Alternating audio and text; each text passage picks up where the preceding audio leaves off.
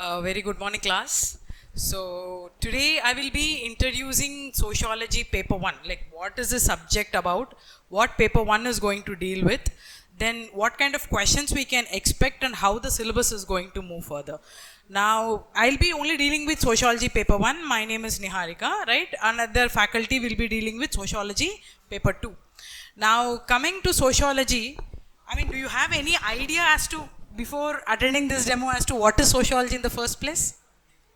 Okay, no idea about that. No problem. Among all the social sciences, you'll be having social sciences, something which is related to the society, right?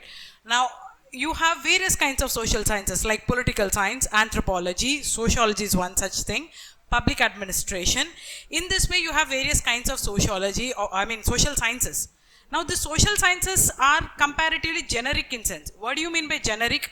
Any person from any background can take up this subject with little amounts of specialized knowledge in that particular subject. Why is it so? Because things which we already know or things we are observing on day-to-day basis, those things only these papers are going to deal with it. Among all these things, one of the easiest one is the sociology. Why? The statement I made, I need to justify that statement also, right?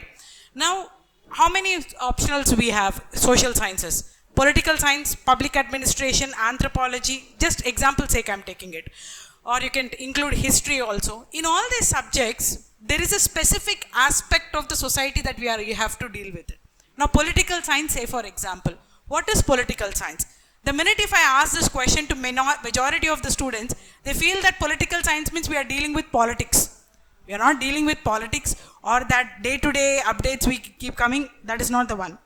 How the state should be, what kind of states we have, what kind of governments we have, philosophical debates starting from whether monarchy is better or dictatorship is better or democracy is better, what are the types of democracies, starting from Greek period till the contemporary period, how the states have evolved. That is what political science is going to deal with.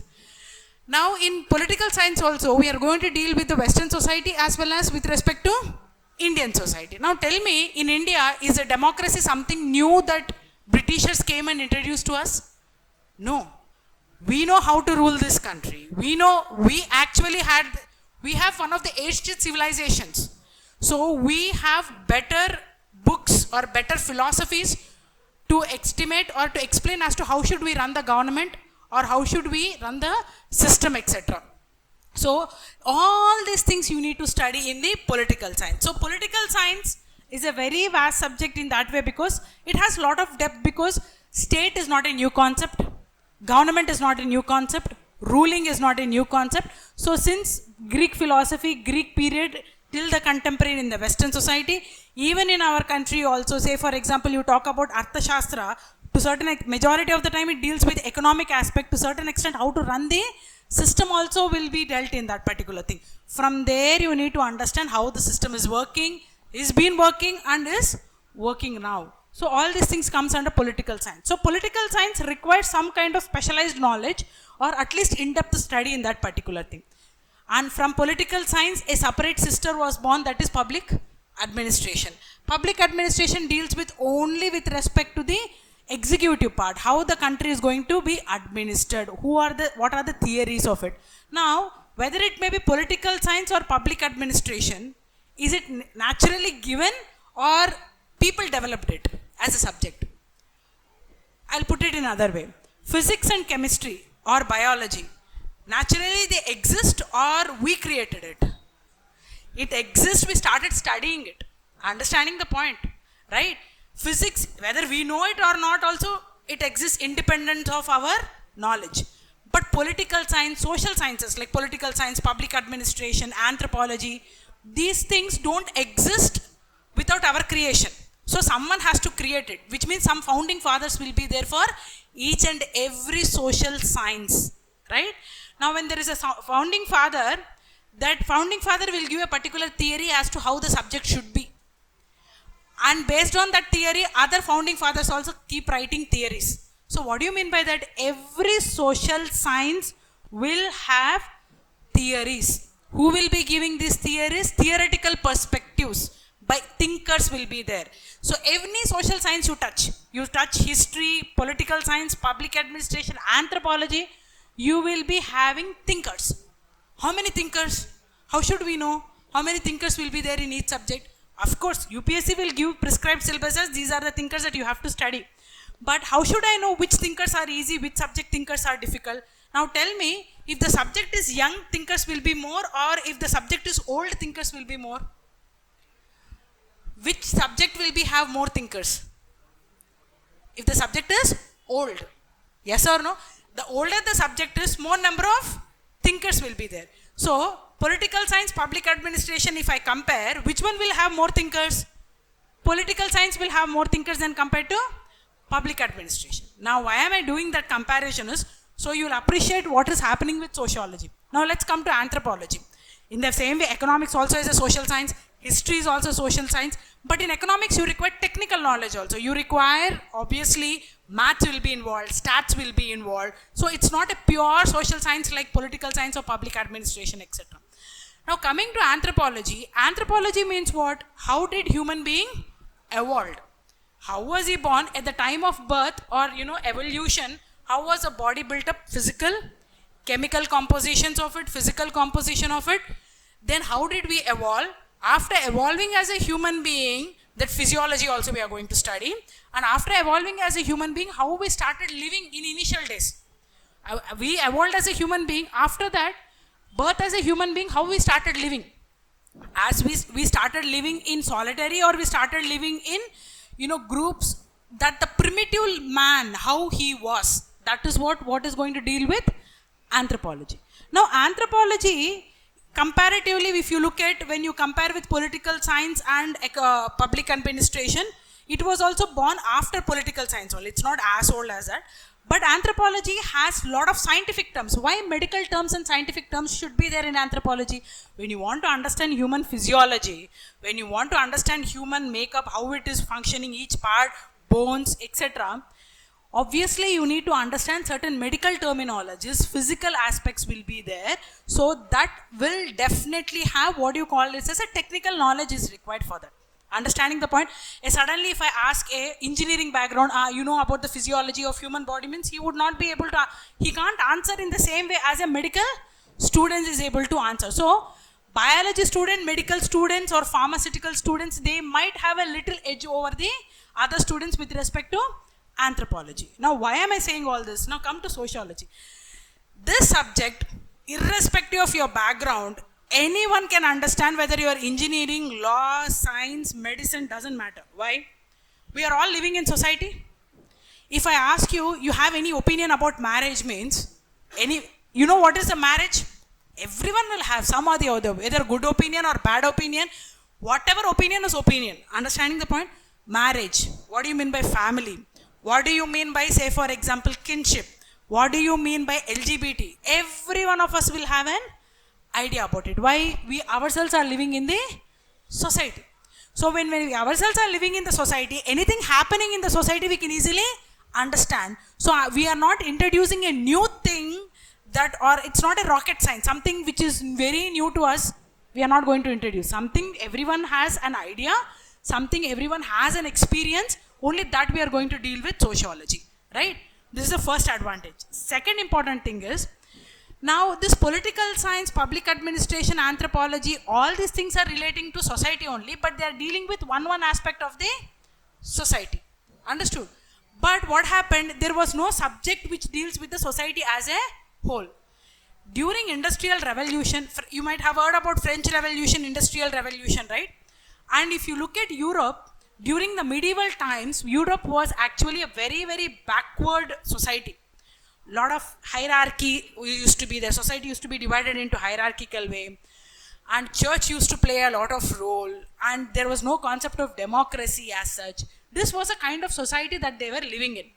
But what happened, because of the French revolutions, or say for example Renaissance, Enlightenment period, etc. and all, slowly the society started moving from the dark ages, they call it famously, from dark ages or medieval period to the modern period, etc. That's how the society started moving. When some change is happening in a society, every change will be smooth or there will be a lot of chaos in it. I'll ask an example. Now, say for example, when India became independent, we did not take up arms like other countries. Our thing, even though we call it as Indian independence movement, it is a over time period it took place. From 1857, as a historian we talk it, from 1857 till 1947. Overnight it did not come for us. Or overnight we did not take arms and we did not enter into war. So we were slowly asking reforms, and slowly that reforms led to the independence, if you take. Even after that, there was a chaos in the country, or there was no chaos in the country. Silently, calmly, we became independent. No, Quit India movement happened. Lot of agitations happened in the country also. Even at the time of partition, what kind of bloodshed happened between India and Pakistan? Understanding the point? What do you mean by that? Any society which is undergoing a change, whether the change might be good or it might be bad. Some people will like the change, some people will resist the change. That friction is there, no. The one who wants to change and then the one who doesn't want to change, that will actually lead to friction. That friction is nothing but called as chaos. In the same way, in Europe also, when from dark ages they wanted to become modern, when the French Revolution took place, when they wanted to throw away the Louis state, that time, when industrial revolution took place, that is from agrarian society, they wanted to move to the industrial society. There was a lot of chaos in the society. Lot of chaos. This chaos, directly or indirectly, people were only concentrating about the political changes, economic changes. Industrial revolution means what? You will feel happy about it or bad about it. You will feel happy. Why? Because societies moved from agrarian societies to the industrial society. That is economic perspective. French Revolution, if you ask political scientists, they will be very happy. Why? Because from the monarchical rule, slowly liberties were given. Fraternity, liberty, equality. These words and all came from where? From French Revolution to American Constitution to India it moved. Understanding the point? Political people will say French Revolution is good. Economic people will say Industrial Revolution is good, because they are only seeing from economic perspective or only from the political perspective. But socially it affected millions of people that no one actually were concentrating on it. Because of it, joint family system came to an end. Nuclear family system came. Slums started rising. Killing started rising. So these are the social impact, societal impact. No subject used to study this one. People realized, certain philosophers, psychologists, jurists, these people felt that okay, for every aspect of the society we have a separate subject, but for this one, which aspect? Societal aspect, social problems, you don't have a separate subject only. So let's have a separate subject is what is the idea that started when? Only after Renaissance, French Revolution, Industrial Revolution, all these three major events happened, right? After that only, actually which subject born? Sociology was born. So it's a very, very young discipline. Youngest of all the social sciences. Why? Because firstly, when they proposed this idea that yes, we wanted to have a separate subject. Who proposed this idea? Auguste Comte was the founding father of sociology.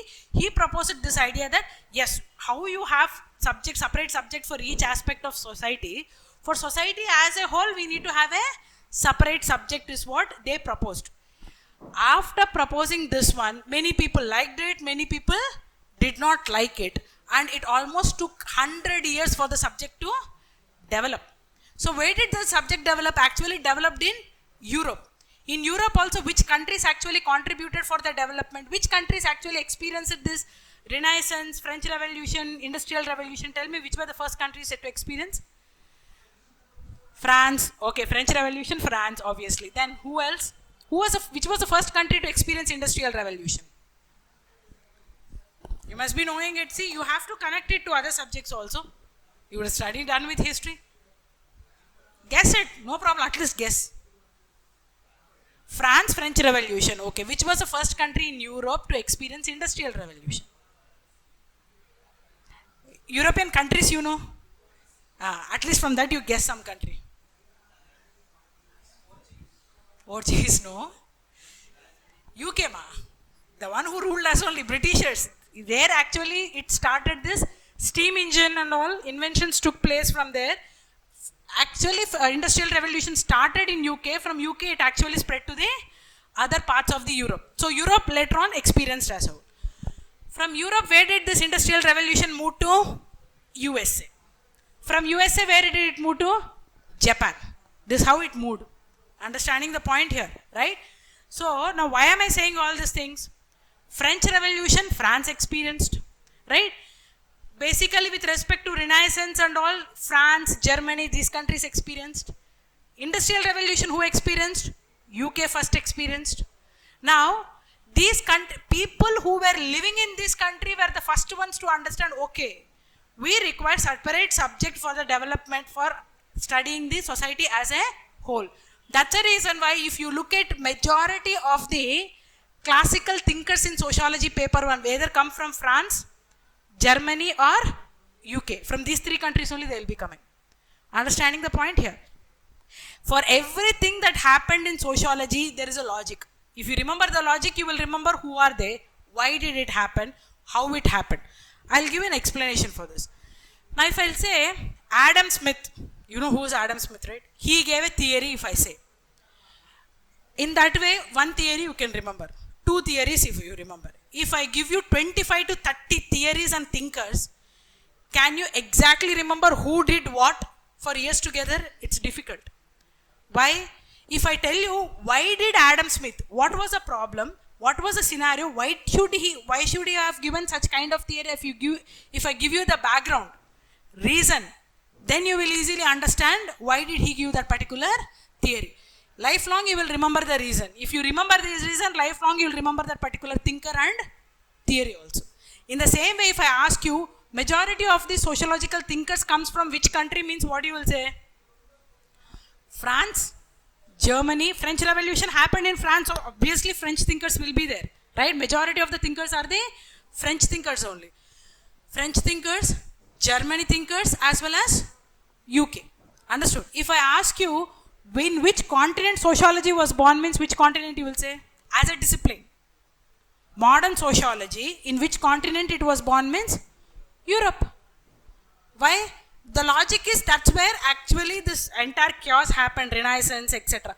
Not that you will not say, ma'am, we did not study about society only in India, but we studied. But we did not actually develop a modern academic discipline as such. That's it. It's not that we didn't study about society, we didn't study about marriage and all. We all studied all that, but we did not have a separate subject. Who developed the modern sociology means Europe. From Europe, people got inspired and the education system went to USA. From USA, you know, anything happens in the West, we automatically borrow it into India. So we brought it into India from 1950s onwards only. India had a separate discipline called as sociology. Right? Now, two papers we are discussing. Paper 1, Western thinkers. Paper 2, Indian thinkers. Paper 1, Western thinkers means I will be only dealing with which thinkers? European thinkers and United States of America thinkers. Among these two thinkers, European and American, who are modern, who are classical? Classical means old. Who are modern, who are classical? America will be modern. European will be classical thinkers. That's what only paper 1 is going to deal with. Then what about paper 2? Paper 2 will not touch paper 1. But paper 2 thinkers, Indian thinkers are there, no? All these people got inspired from whom? From the Western thinkers. Only if you understand Western thinkers, it will be easy for you to understand the Indian thinkers. And these Indian thinkers wrote the theory about India only. Indian culture, Indian society, Indian problems, etc.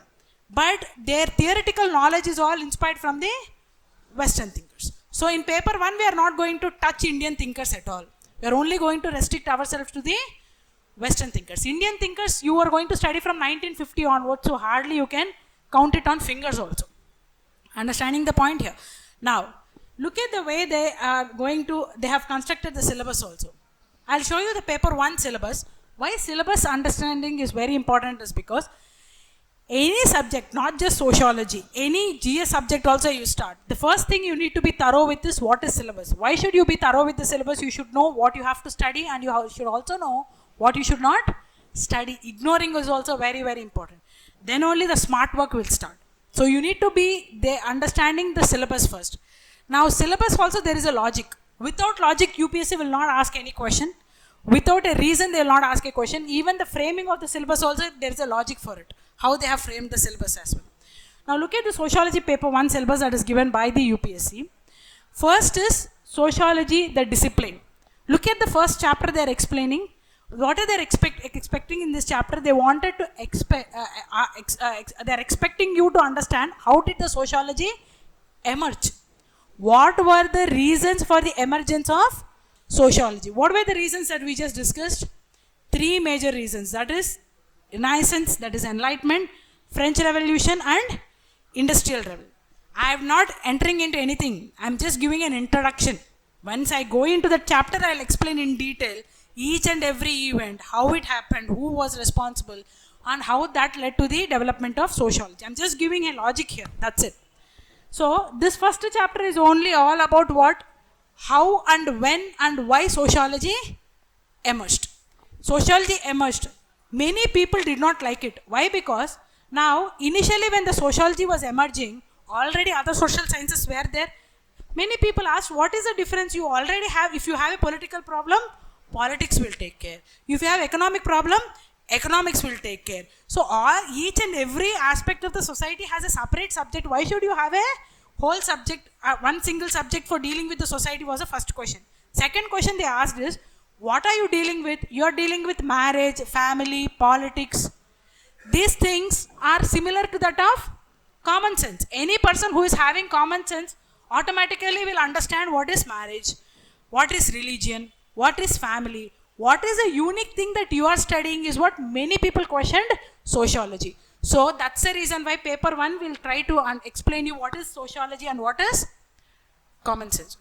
You as a sociologist also have to say, no, sociology is not equal to common sense. It's more than common sense is what we have to prove in the chapter 1. So chapter 1, if you check any other subject also, you will not have this unique chapter. And every year 10 markers to 20 markers questions will come from chapter 1. Each chapter will have a heavy weight. I'll tell you the weightage also. And what way they are going to. Every year blindly you can see 10 markers will definitely come from chapter 1. What will be that question? Straight question, how did sociology emerge? Or they'll ask you how French Revolution was responsible for the emergence of sociology or Industrial Revolution. That kind of repeated questions only they keep asking, right? That is chapter 1. Okay, sociology emerged. Next question arises. Okay, you're saying sociology is important. Now the question is whether sociology is a science or not. What is science means? Don't think science means physics, chemistry, biology. Science means any systematic study is called as science. Political science is also science, right? In this way, they are saying, okay, you are saying sociology is not common sense. We'll agree. But whether sociology is a science or not is a question that arises. For that they are defending. Yes, sociology is also a science. First we need to understand what is science. Whether this sociology is fitting in that parameters or not, we are going to check in chapter 2. Right? Next, chapter 3. Chapter 3, okay, you are saying that it is science. Now for physics, chemistry, for mathematics you have scales. For physics, chemistry you have scales, measurement, tools, etc. In the same way, what are the tools and the measurement technologies or techniques that you are going to use to understand sociology? Now if you want to understand about family, just I am asking you a question. Whom you are going to interview, whether family is good for the society or bad for the society? Whom you are going to ask? The one who is just born or the one who is married or the one who is a bachelor? Whom you are going to ask? What is family, whom you, or marriage? Okay, I'll let it put it. What is marriage? Whom you are going to ask? Bachelor or the one who is married?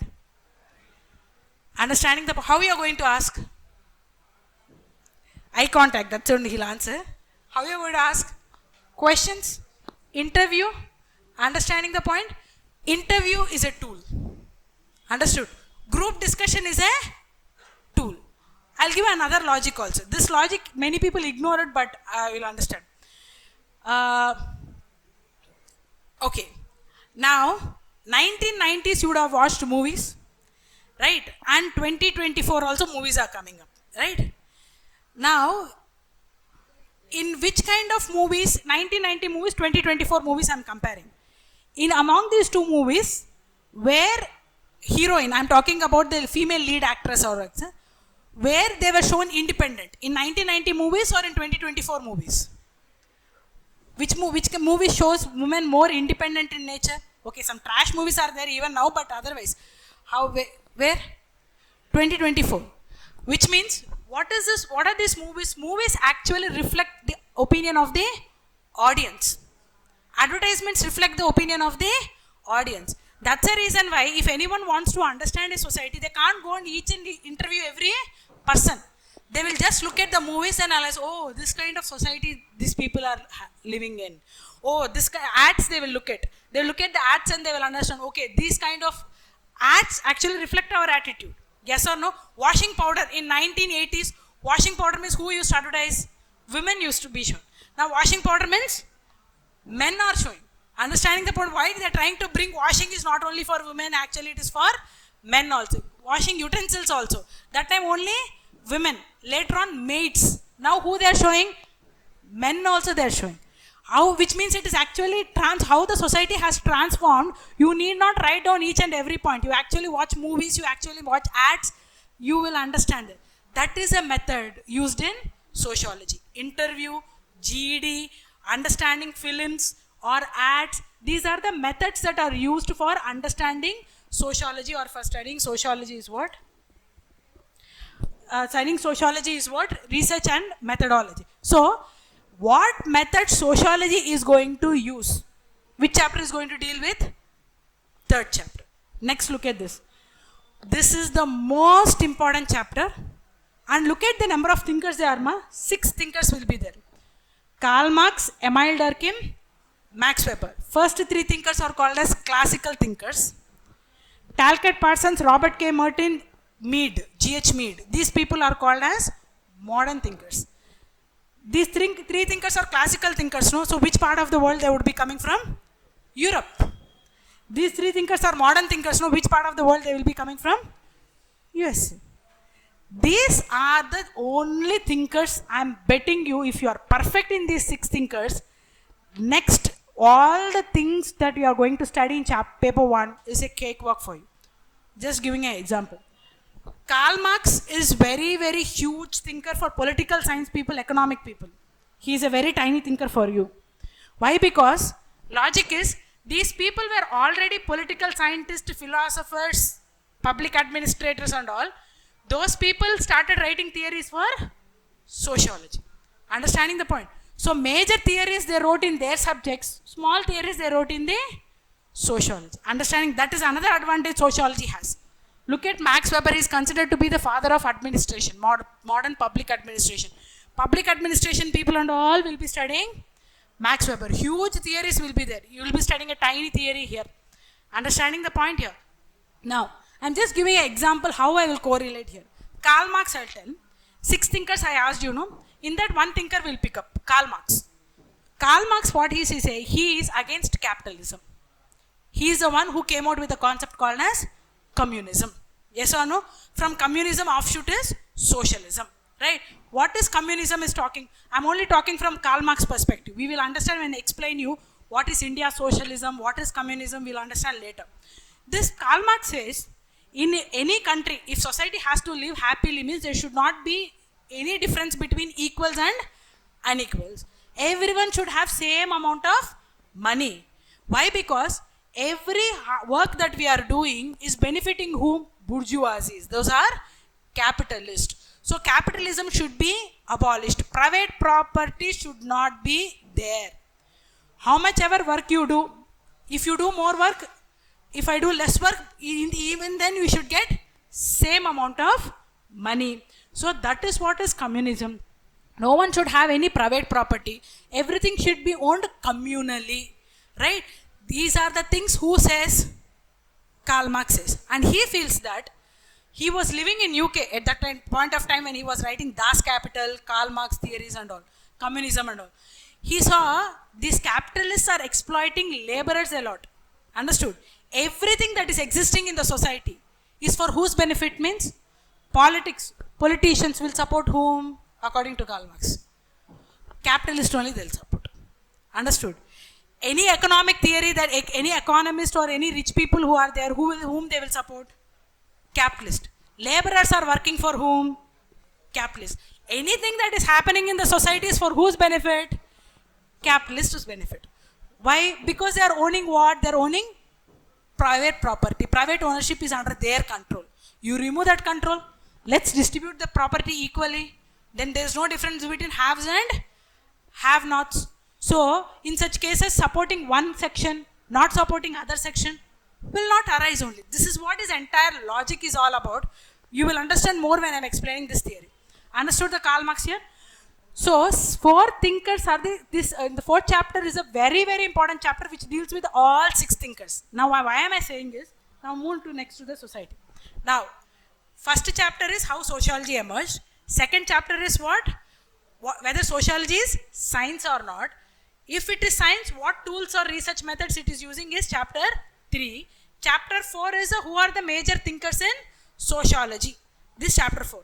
Now chapter 5 to chapter 10 will deal with what is society. Now they are actually moving into society. In society, if I am asking a general question, society is formed. What is the first thing that the society has to do? Tell me. If it has to survive, we are human beings, we are born. Okay. If we want to survive, what we have to do? As a society, we are living together. What is the first thing that we are going to do? Like that, we'll stand, photosynthesis will happen and we'll eat food? No. What we have to do? We have to work. That work means what? We have to produce something. Understanding the point here, right? Now look at how they have divided the chapter. First thing, when the society is there, how is the society divided? Whether it is divided vertically or horizontally, in what way it is divided? How is European society divided into classes? It is divided into races. India is divided into classes. It's divided into castes. Each and every society is divided in one or the other way. There is no society was there, no society will be there which is perfectly equal. So every society will be having what? Stratification. Understood? Society is divided into stratas. How it is divided? Chapter 5. Next to chapter 6. Okay, society is divided. Right? Next thing, important thing that every society has to do, has to produce something. What is that called as? Works and economics. Okay, it is producing. Then what? We are producing, someone has to rule us, no? Which chapter will deal with that? Politics. Understood? Okay, ruling is done. But basically we'll be having, every society will be having some or the other faith, that is called as religion and society. You are thinking, no, China doesn't have any religion, so they don't believe in any faith. North Korea also believes in communism, no faith and all. In North Korea, whom they think the supreme? The leader. In China, even though religion is not there, they can't say anything against Communist Party of China or the president. Understanding the point? It is more blind than a religion they speak if they want to. I'm just asking, every religion will be having some kind of faith, some kind of trust, some kind of religion. That is religion, right? Next is, every society cannot survive without system of family, kinship, marriage. That is 9th chapter. 10th chapter is basically how the society is changing. So 5 to 10, if I look at, I'll only speak from Karl Marx perspective, you will understand. Okay. First, how is society divided? After dividing the society, what is the society doing to survive? How it is administered? Then religions are there or not? Family, kinship, and finally, how the society is changing. Now, 6 thinkers we already studied in 4th chapter. Same 6 thinkers, what they are thinking about, each and every chapter will be coming. Example, Karl Marx. Tell me, according to Karl Marx, how the society is divided into haves and have-nots. What is more important for the division of the society? Money. Right?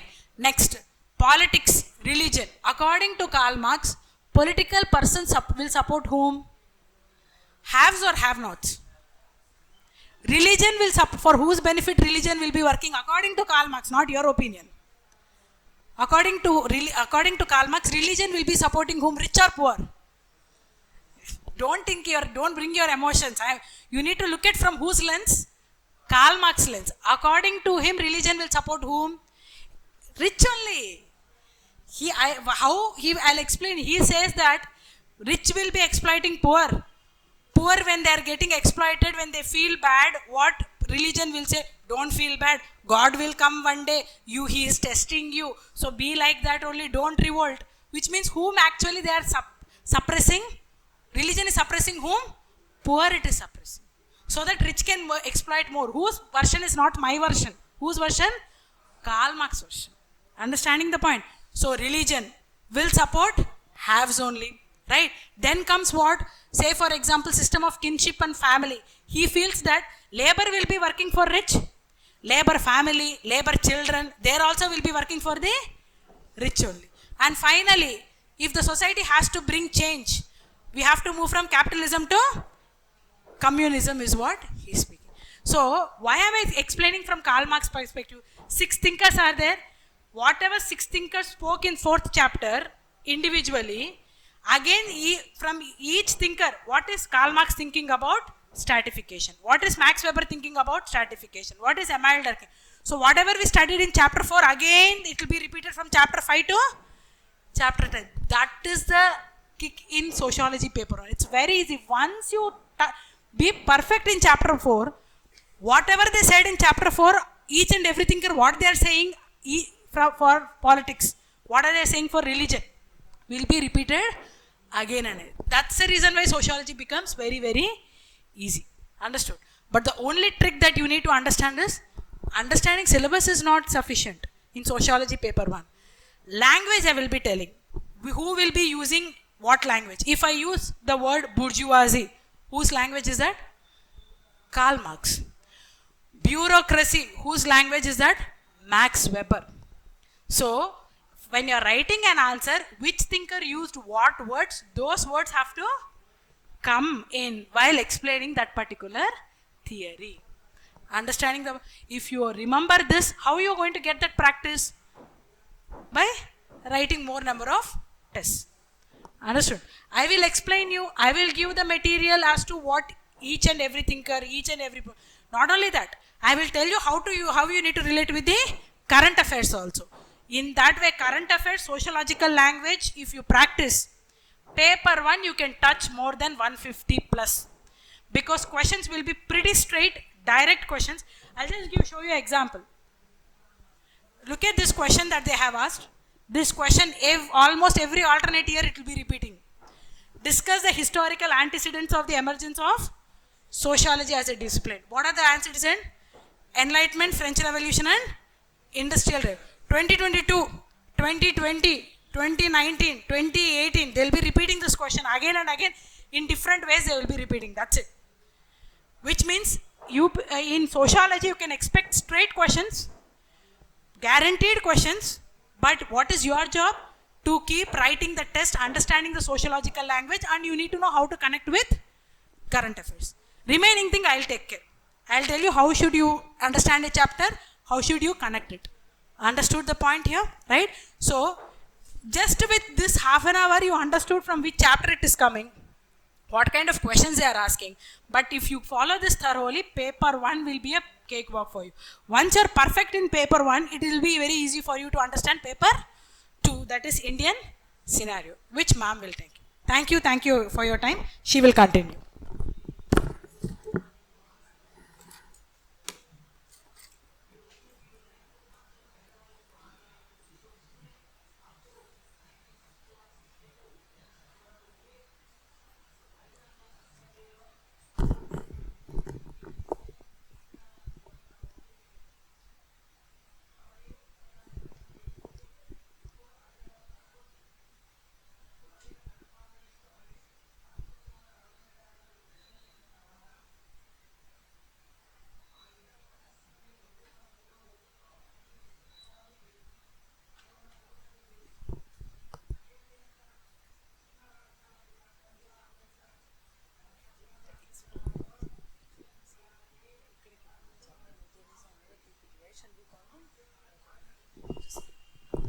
Anyways, before the PPT is displayed, we'll continue with the class. Later the PPT will be displayed.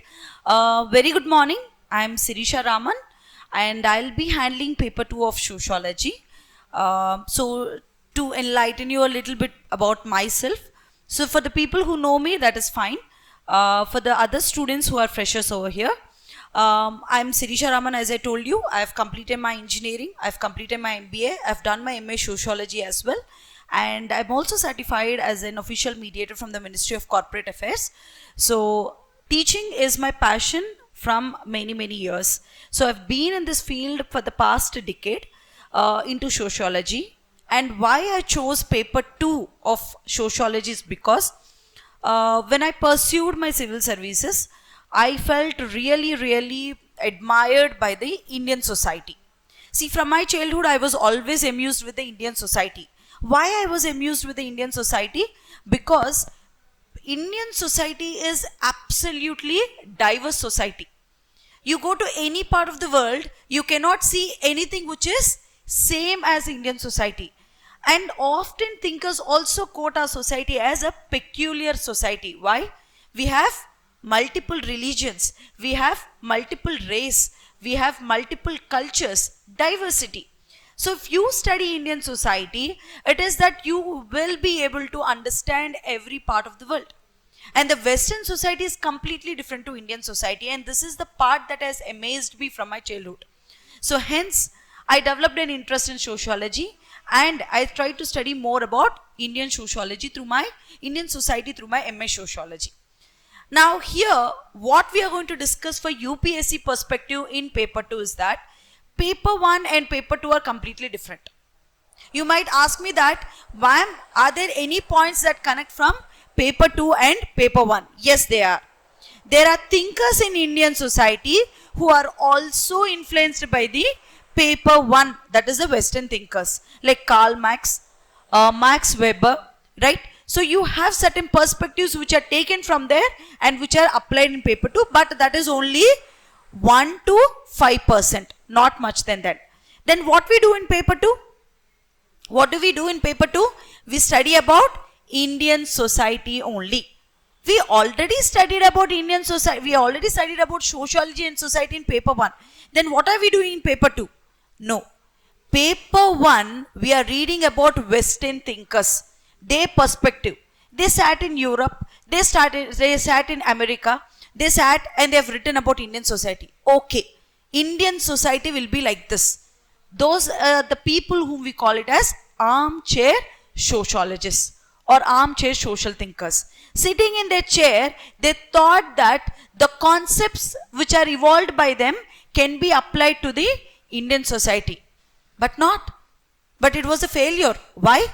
As I told you earlier, we are completely a different society because we have underwent through lot of invasions, annexations, multiplication of cultures, races and religions.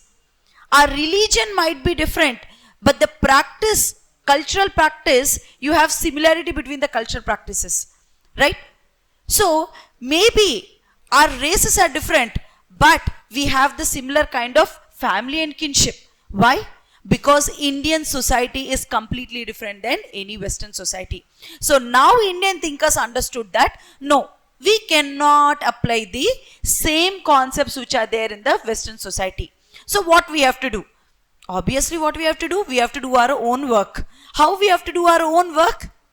We have to study the Indian society by ourselves.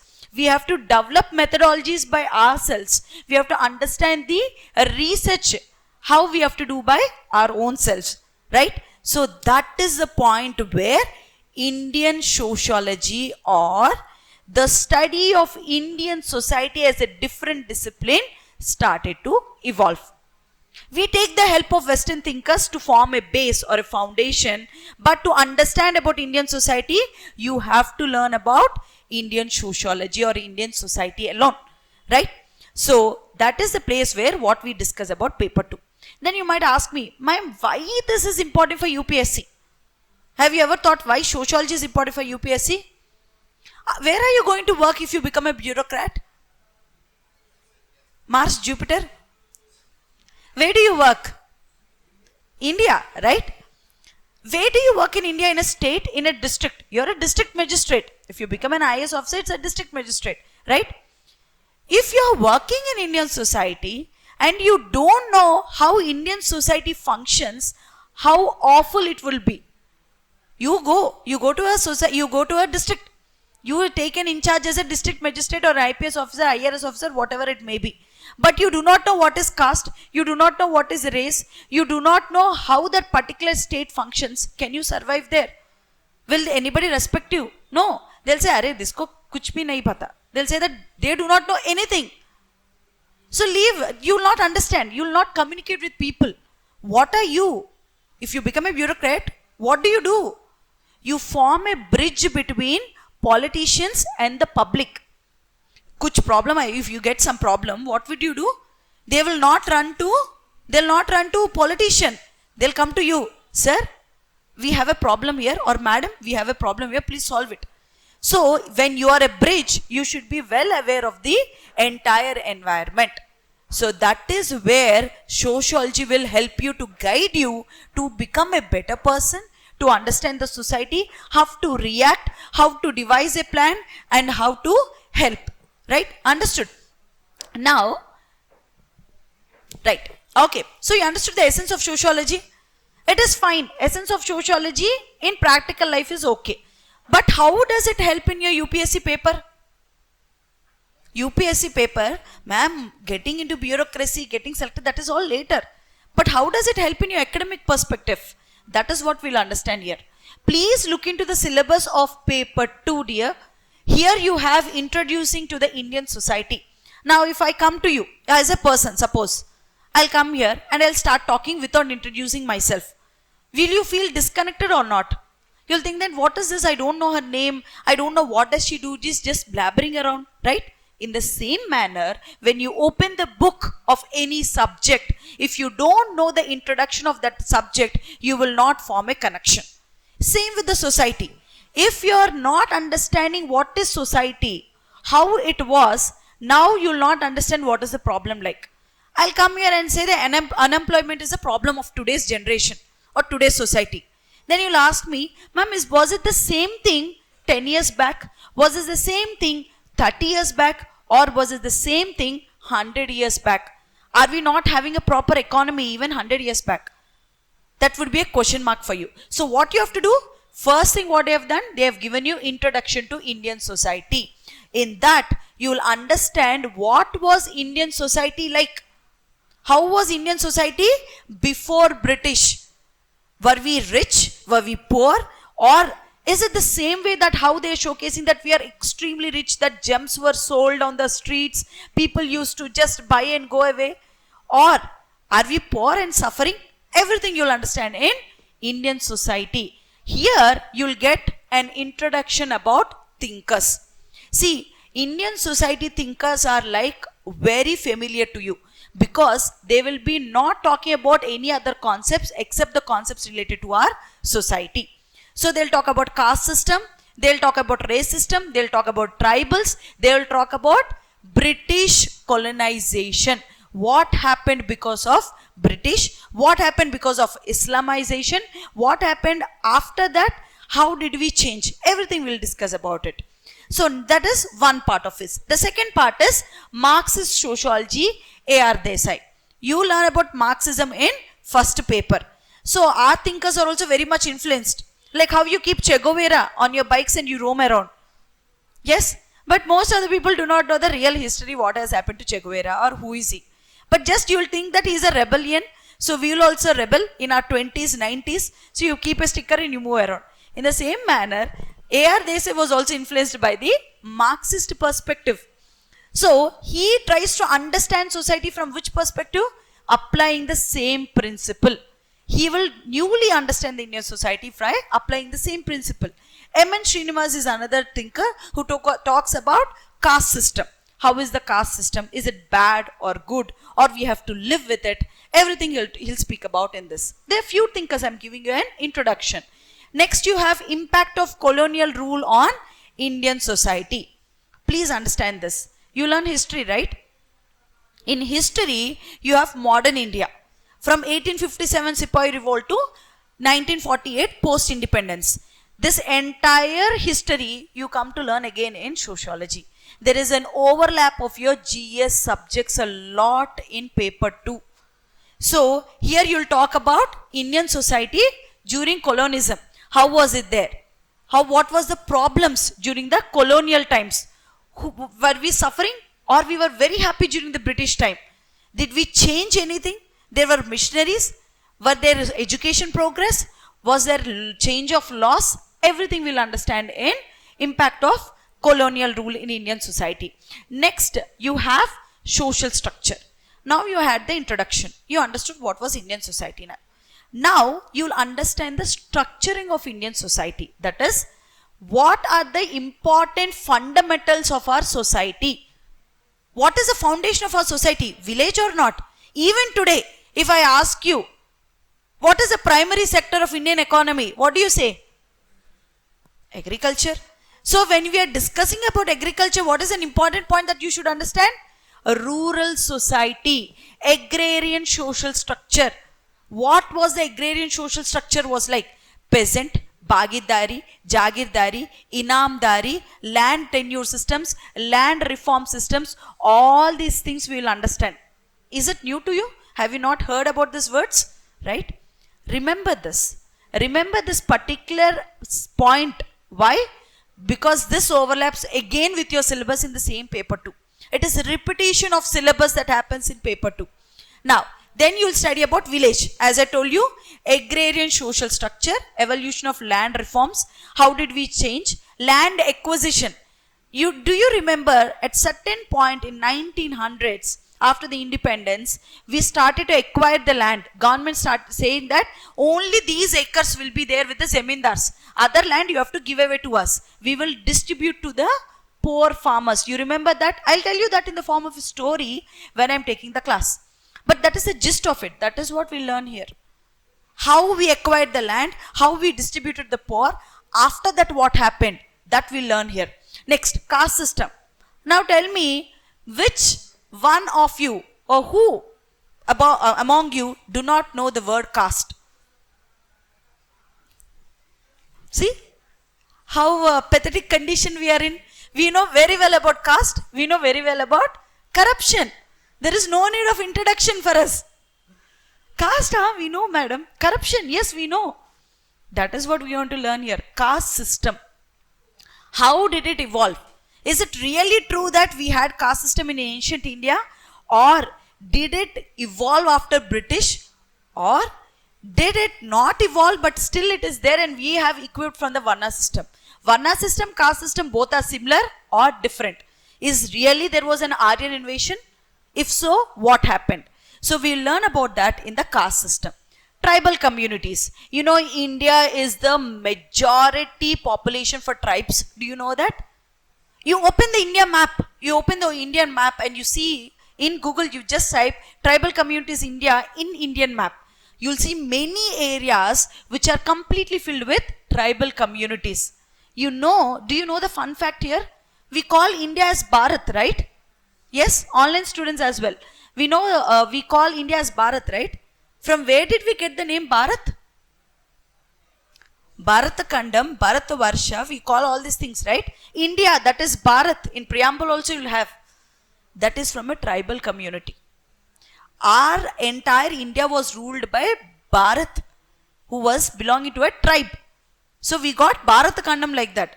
So all these kind of things you learn in tribal communities in India. You know Matsya Kingdom? Have you ever heard? Because Kalki is out there, that's the reason you are able to relate. No, Matsya Kingdom is fisherman community, right? That was also a tribal community. You used to have that Matsya Kingdom even during Mahabharata times also.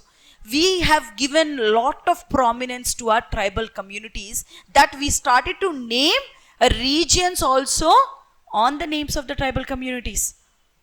Gond region, Gondwana region, Gond tribal community, right? Santals, all these are the important tribal communities, and what happened? Is there any problem between them? All these things we learn in tribal communities in India. Next, you have social classes in India. Can you see what is written on the slide? Agrarian class structure, which overlaps with your agrarian social structure and also overlaps with your evolution of land reforms. So it is a repetition of syllabus. Next, you have system of kinships in India. What is the system of kinship in India? This overlaps with your paper 1 also. Same syllabus is there in paper 1 also. What is system of kinship in India? I'll give an example. I'll give you one fun example. See, paper 2 is all about fun. It is not dragging, it is not boring. Okay, suppose in southern India I'm asking about, if your father's sister or your father's brother's sister, what do you call her? Your father is there, suppose. Your father's brother is there. Brother, wife, what do you call? గట్టిగా చెప్పండి. చిన్నమ్మ, పిన్ని, right? In northern India, you do not address like that. You have a different name for your father's brother's wife and your mother's sister's wife. What do you call it here? Your mother's sister, what do you call her? మీ అమ్మగారి యొక్క చెల్లెల్ని ఏమని పిలుస్తారు? What do you call? Pinni. Is that the same term for your father's brother's wife? Yes, pinni. Northern India, they will not call like that. Patrilineal means father's side you have different terminology, mother's side you have different terminology to literally segregate the father's relation and mother's relation. That is what you learn in family kinship. Ma'am, only terminologies? No, not only terminologies. How are the relations? What is the society like in northern India, western India, eastern India, southern India? You learn all these relationships, right? Next, religion and society. What is this religion society? It's very important in the current scenario. See, from few years, you can see there is a change in the paper. They started to ask you the policies a lot. If there is a policy that is going to come, or a policy which is in debate, they'll ask you in a question paper 2. Current affairs. So how is religion impacting society? Is there any change because of religion in the society from the ancient times till now?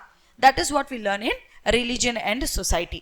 Next, you have social changes in India. Now you understood the introduction. What are the fundamentals or foundations of social structure or society? Then you have social changes in India.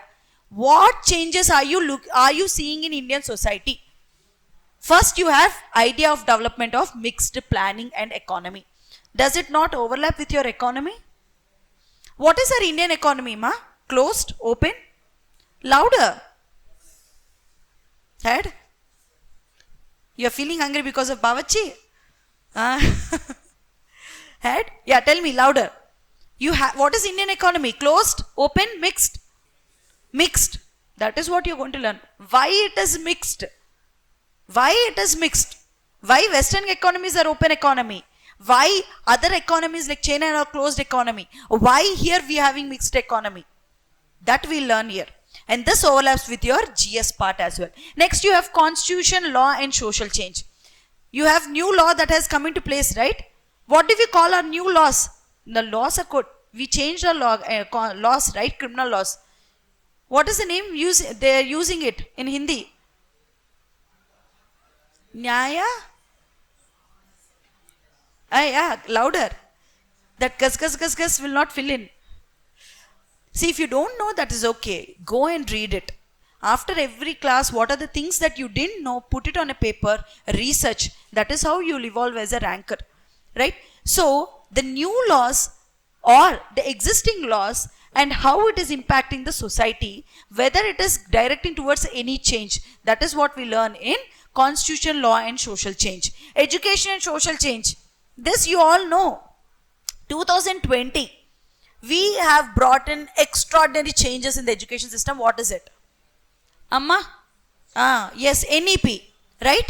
There were a lot of NEPs that were there previously also. From 1986 time it was there, 1990s it was there. But 2020 was a revolutionary because of the entire academic change. Yet, we are not able to see an extraordinary change in the education system. Why? NEP was there, NEP was brought into place, but yet still the education system in states have not changed. Why? Is it mandatory for the states to implement NEP or it's not? I want a clear-cut answer. You're all new to GS? Huh? Okay, no problem. Education is a state subject. It is up to their wish well to implement or not. Same with Ayushman Bharat also. Health insurance scheme, PM, Ayushman Bharat scheme was launched, right? Health insurance for everyone. That also states are rejecting. Why? Who are having good consensus with the center, they are implementing. Others are not implementing, saying that we are having our own state schemes. We are not going to implement any center schemes. It's a state subject. So here, not every state is implementing educational policy change. So that we have to look into that, and how it is impacting the society. Then you have rural agrarian transformation in India, which again overlaps with your previous syllabus, which I just mentioned. When you're learning about agrarian structure, you do also learn about what transformation that it is taking place. For example, farm laws, which have been repealed. So there were questions on farm bills and farm laws in your previous paper also. So is it really in the capacity, or it is in the good capacity of India to repeal the farm laws? That is a question. Evaluate. How do you evaluate? Why India was not ready for implementing farm laws? So all these things we will learn in agrarian structure, green revolution, or any technological transformations that happen in the agrarian structure we learn. Industrialization and urbanization in India, and this is again overlapping with your GS papers, right? Industrialization. How did industrialization start? What is the impact of it? Urbanization. There is no need for me to define urbanization. You know what is urbanization, right? What is happening because of urbanization? Overcrowding of cities, right? Population is migrating to cities. But urbanization, is it good or bad? Urbanization is a barometer for the development of country's progress. Do you know that? So, urbanization is good or bad? Actually, if you see the developing countries, it is good. If urbanization is happening, it means that there is development, there is employment, there is progress. But over urbanization is a problem. So what are the differences between this? We'll learn in here, right? Next, you have social movement in modern India. What are these social movements in modern India? Bhakti movement, Raja Ram Mohan Rai Brahmo Samaj, Arya Samaj, Pradhana Samaj, Ishwar Chandra Vidyasagar, which are known, familiar, popular figures we'll be discussing in social movements in India. Next, population dynamics. Population. Do you know what is population? That question you should not ask Indians. Right? So, I'll ask simple question. Are we number 1 in population or number 2 in population? Huh? 1, huh? We love 1, right? We want to be 1. That's the reason every year you will see quotations. Okati, rendu, moodu, mave. Right? Every time you see that. Why? Because we love number 1. Right? Here also we are number 1. We surpassed China. Right? I'll ask you a question, interesting question. So then, is India facing a danger of population explosion? In the same scenario, we said we are number 1. So are we facing population explosion? Yes. Take a guess. It's okay. Take a guess. Yes? Actually, it is no. We are not having any population explosion. Why? Our fertility rates have dropped considerably from past few years. So we are going to, till 2030, 40 we might have, after that we are going to drop down in population because people are not willing to give birth to children, or women fertility ratios have dropped down significantly. So after few years, there is a drop in the population. So we will not be having population explosion. All these interesting things you learn in population dynamics. See, I'll tell you one question. I'll ask you one question in population. You know what China is doing right now? It is giving incentives to couple to give birth to children. Previously what it has said? 1 or none. Right? No need of that 1 also. Now what is it? It's begging people. Please, China won't beg anyways. It will just threaten them. It will say that you have to do that. Right? So it is telling people that I'll give you incentives. Takes the incentives. Please give children. Why? They're scared that the population, young population, please, I am underlining the word young population, which we are having right now in our India, that will reduce human resources will fall down, development will fall down, China will not become a superpower. That's the reason it's asking people to deliver children, give birth to children. Japan is having that problem right now. Japan, which is a developed country from long time, is not having human resource. There is completely filled with old population. No young population from long time, from many decades, they don't have young population. So that's the reason countries are looking for migrations, giving free visas, PRs, come to our country. Why? They want you, young population. They'll not give the visas to 50 years, 60 years. Say, no, we don't want. We want that 20 years to 40 years of population. Understood? So we'll all understand this kind of interesting facts in population dynamics. Next, you have challenges. You understood the introduction.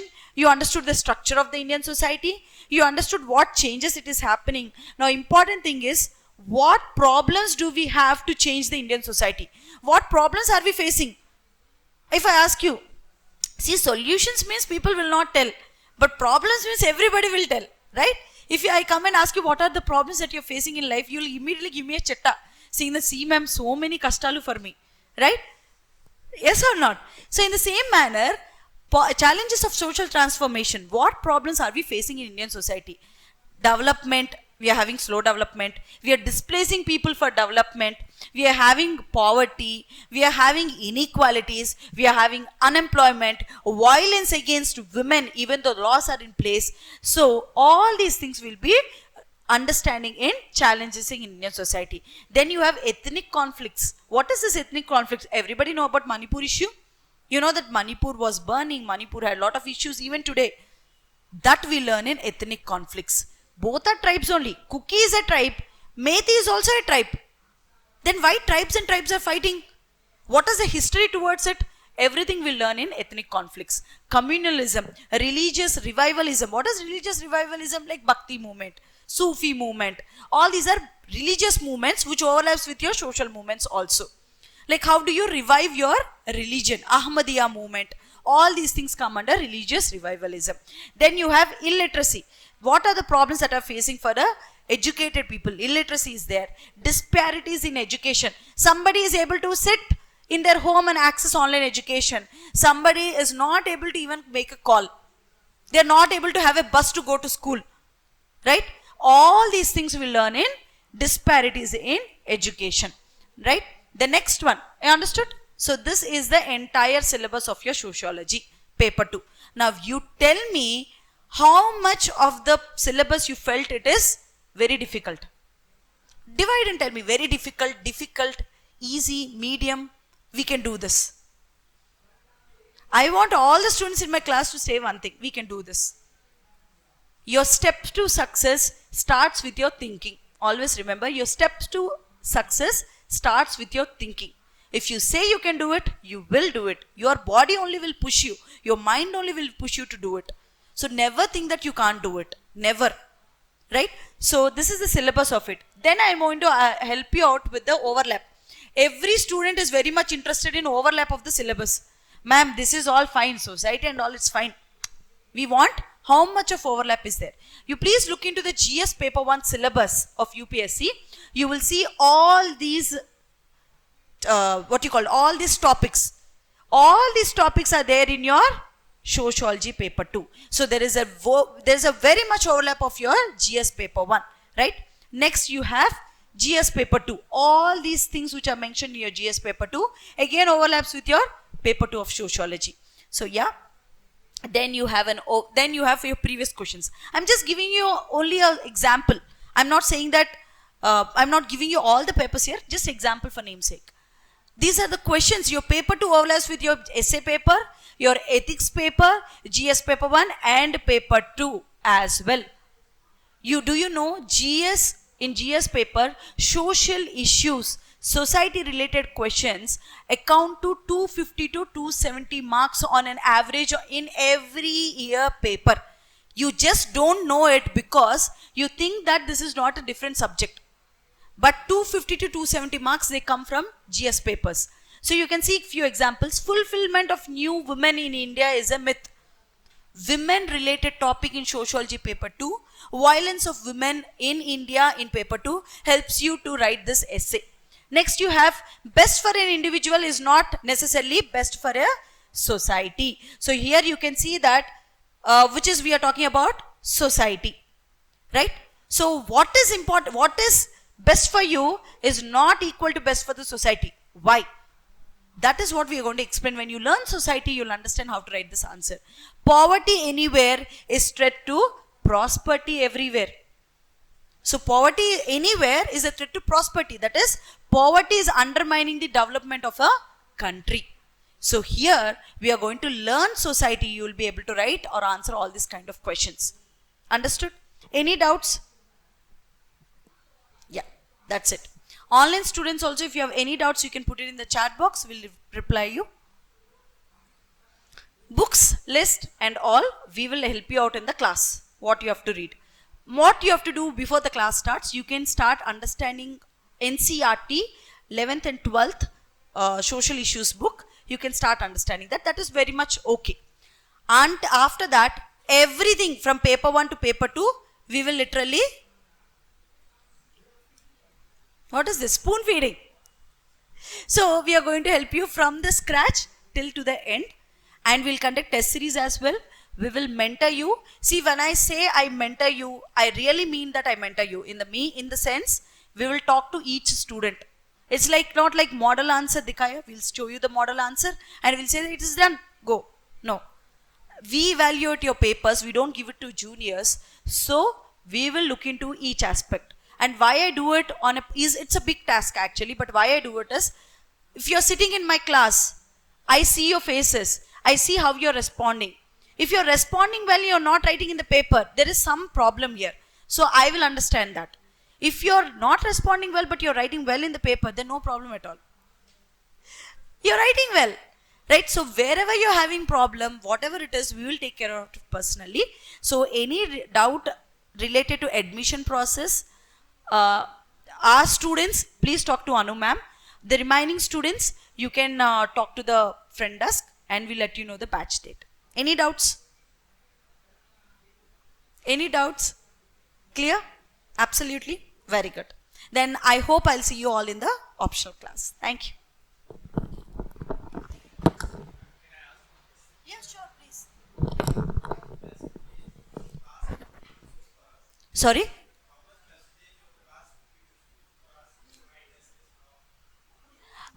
See, for this you have to understand the essay paper. Essay paper, you will write 2 questions, right? 2 answers you have to write, 125, 125 each. Your essay paper generally is divided into social issues, polity, governance related, then you have economy related questions, science and technology, philosophy. These 5 areas is where they're going to ask you questions in your essay paper. So definitely if you go and see your previous papers, there is at least one question in most of the years which is asked from the social issues area. So 125 marks solid you can attempt with ease if you prepare for paper 2. Understood? Philosophical questions also they'll ask. So which is helping you in the society because you'll quote thinkers. See, you have to write about thinkers, right? So how do you know about thinkers? You're learning here itself, which is related to the society. You will quote them and you can write their perspective also. So you can look at 125 marks of your essay paper from the social issues perspective. And not only this, I'm very sorry to I'll take you only 30 seconds of your time. Your interview, you go and see what questions they'll ask you. They'll ask you your detailed application form, that is okay, leave it aside. Socio-economic questions is the area of questioning. Anything which is related to socio-economic, they'll ask you the questions. So society as a sociology paper 2 will open up your dimensions of answering their questions, which is going to fetch you again. So essay, ethics, GS paper 1, paper 2 and your interview as well. Except for prelims, everywhere this will help you. And it is easy to score. What's your name? Tirupati. See, please understand that it is easy to score with sociology of 300 plus marks. How it is paper 1, I think Niharika ma'am have already explained you. 300 plus marks are easy to score provided you work along with us dedicatedly every day. So if one day you read, one day you don't read, and you ask me, ma'am, I'm not getting 300, that is not possible. But if you read every day, you work along with us, you practice questions on a daily basis, I can assure you that you will definitely get 300 plus marks. Did I answer your question? Is that it? Right. That's it. Any other questions, doubts, girls, boys? No? Well, right. Thank you.